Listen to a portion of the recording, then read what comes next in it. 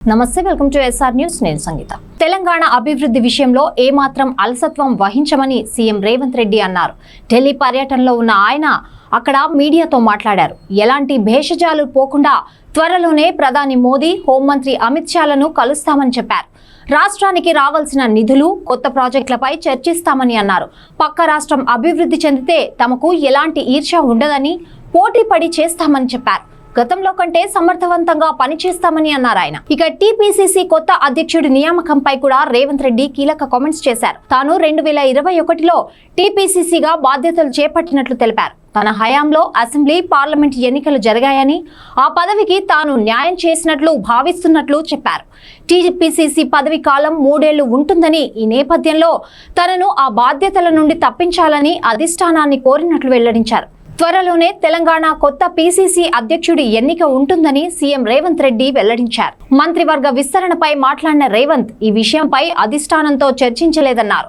ప్రస్తుతం మంత్రి పదవులు ఖాళీగా లేవని, అందరూ సమర్థవంతంగా పనిచేస్తున్నట్లు వెల్లడించారు. ఇక ఎమ్మెల్సీ జీవన్ రెడ్డి ఎపిసోడ్ పైన రేవంత్ స్పందించారు. కాంగ్రెస్ ప్రభుత్వ అభివృద్ధిని చూసే జగిత్యాల ఎమ్మెల్యే సంజయ్ కుమార్ కాంగ్రెస్ పార్టీలో చేరారన్నారు. ఈ వ్యవహారంలో జీవన్ రెడ్డి కొంత మనస్తాపం చెందినట్లు తెలిపారు. టీపీసీసీ సమన్వయం చేసుకోకపోవడం కూడా అందుకు కారణమని వెల్లడించారు. ఆయనపై అపార గౌరవం ఉందని, ఆయన గౌరవాన్ని కాపాడుతామని అధిష్టానం హామీ ఇచ్చినట్లు తెలిపారు. ఆయన అనుభవాన్ని ఉపయోగించుకోవడంతో పాటు సముచిత స్థానం కల్పిస్తామని అన్నారు. జీవన్ రెడ్డి కమిట్మెంట్ ఉన్న నేత అని, ఆ విషయం పక్క పార్టీల నేతలకు అర్థం కాదన్నారు. జీవన్ రెడ్డిని అడ్డం పెట్టుకుని కాంగ్రెస్ పార్టీని దెబ్బతీయాలని చూశారని, ఆ గోతిగాడి నక్కలకు ఛాన్స్ దొరకలేదని చెప్పారు. బీఆర్ఎస్ అధినేత కేసీఆర్ పైన రేవంత్ రెడ్డి తీవ్ర స్థాయిలో ఫైర్ అయ్యారు. ఫిరాయింపులకు పునాదులు వేసింది కేసీఆర్ఏనని విమర్శించారు. కాంగ్రెస్ ప్రభుత్వం కుప్పకూలుతుందని కేసీఆర్ అన్నారని, బీజేపీతో కలిసి కుట్రలు చేస్తున్నారని ఆరోపించారు.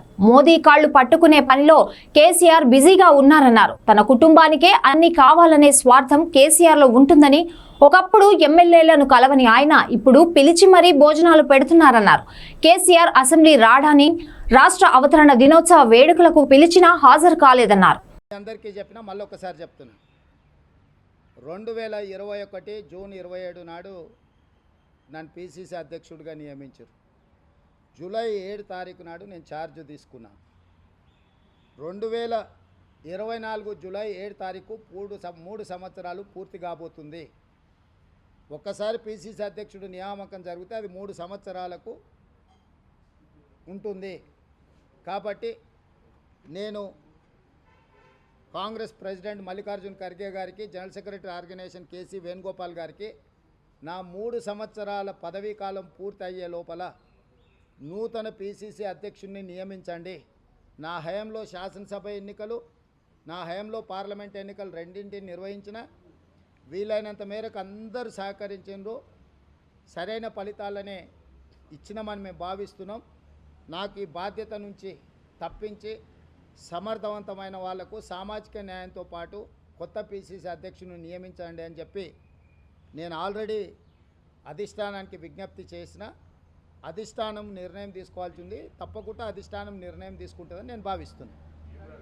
Thank you.